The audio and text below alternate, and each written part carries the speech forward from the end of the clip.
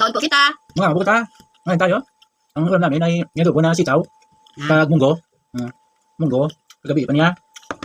Maraming. Manamit siya. Manamit. Masarap ang mga pagkain pag puro gulay. Hindi lang puro karne.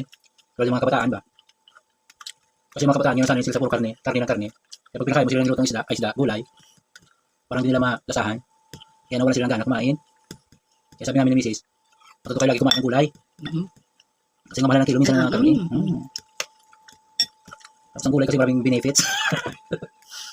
Ay, oo. Maraming sang Kung gusto mo umabang yung buhay, kumain ka ng gulay. pangit. Kumain ka ng payat, ibigin mong tunay.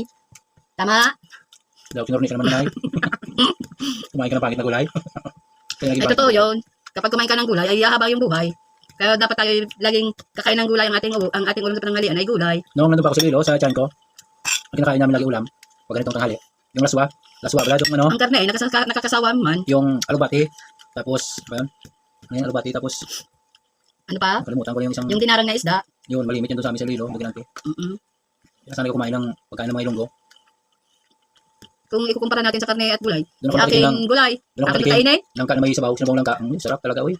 Langka ay sinasabawan. Ay dito sa aming sa Bicol ay Ginagataan. ginagataan yan. Doon punta ng Lilo, matikman mo, masarap doon na langka na may sabaw na, tapos may brown pa siya na munggosid. Ganun talagang niluto. Sa inyo? Dito sa amin, gata lang yan. Tikman ko yung unang beses nung, Hindi naman yan sinasabawan. pagkaroon pamasa, nag-join kami ng 1998 sa Bacolod City. Ay talaga? Pagkalamig kayo ba? Oh, kayo Kaya kaya gulay. kayo kumain kayo ng gulay para humabang yung buhay, para hindi maging pangit. Sabi ko ng uncle ko sa Lilo, Kung gusto yung pumangit, ay kita kayo ng gulay. green and leafy vegetable. Ang sarap talaga, gulay. Ay oo, totoo yun. Kumain talaga tayo ng gulay. Oo Ay talaga ito ay pangpahaba ng buhay. namit. Namit yun. Namit yun talaga mga gulay. Maga kami kumain yung tanghali. Lalo kung Kasi presko. hindi kami namahaw. Naggatas lang kami, tapos Milo. Ay, pag uwi namin galing palengke, ay para na akong nanghina. Kaya kamagal ng goy, kamagal ng goy. Malipad lang ito mo. Ganon. May pagkabantang din nyo. Okay, bye-bye. Kaya ka. Bye-bye po. Bye.